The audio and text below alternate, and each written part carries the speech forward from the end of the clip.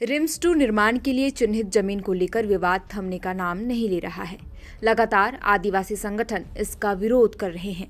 वहीं आज रिम्स 2 के विरोध में पूर्व मुख्यमंत्री चंपाई सोरेन की अगुवाई में हल जोतो रोपा रोपो कार्यक्रम रखा गया था। हालांकि चंपाई सोरेन के कार्यक्रम स्थल पहुंचने से पहले ही उन्हें पुलिस हाउस अरेस्ट कर ली, लेकिन इस कार्यक्रम को सफल बनाने के लिए भी हजारों की संख्या में ग्रामीण एकजुट हुए। हालांकि नगड़ी पहुंचे किसानों व ग्रामीणों पर प्रशासन ने आंसू गैस के गोले भी दागे, साथ ही ग्रामीणों को खदेड़कर भगाने का काम भी किया, लेकिन फिर भी ग्रामीण डटे रहे और प्रशासन की लाख कोशिशों के बाद भी ग्रामीण रिम्स 2 के प्रस्तावित जमीन पर घुसकर पारंपरिक गीत नृत्य के साथ धान की रुपाई की। गौरतलब है कि प्रदर्शन को देखते हुए प्रशासन की ओर से सुरक्षा के कड़े इंतजाम किए गए थे। काके रोड से लेकर नगड़ी तक भारी संख्या में सुरक्षा बल तैनात किए गए थे। डीएसपी इंस्पेक्टर समेत बड़ी संख्या में पुलिस बल भी तैनात थे। काके रिंग रोड के पास भी बैरिकेडिंग कर दिए गए थे। सभी वाहनों को धरना स्थल पर जाने से रोका जा रहा था। हल जोतो रोपा रोपो कार्यक्रम को देखते हुए पुलिस ने आज सुबह ही पूर्व मुख्यमंत्री चंपाई सोरेन को हाउस अरेस्ट कर ली। इस दौरान चंपाई सोरेन अपने आवास पर ही समर्थकों के साथ बैठे हुए थे।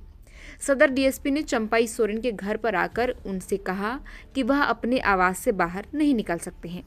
हालांकि चंपाई सोरेन ने कहा कि उनका विरोध रिम्स 2 के निर्माण से नहीं है, बल्कि आदिवासियों की जमीन बचाने के लिए है। रांची में ही कई जगहों पर सरकारी और कम उपजाऊ जमीन है, उस पर भी रिम्स 2 बन सकता है। रिम्स 2 के जमीन को लेकर उनका विरोध और आंदोलन जारी रहेगा। वहीं चंपाई सोरेन को हाउस अरेस्ट करने पर बाबूलाल मरांडी ने हेमंत सरकार पर तंज कसते हुए कहा कि यह सरासर लोकतंत्र की हत्या है।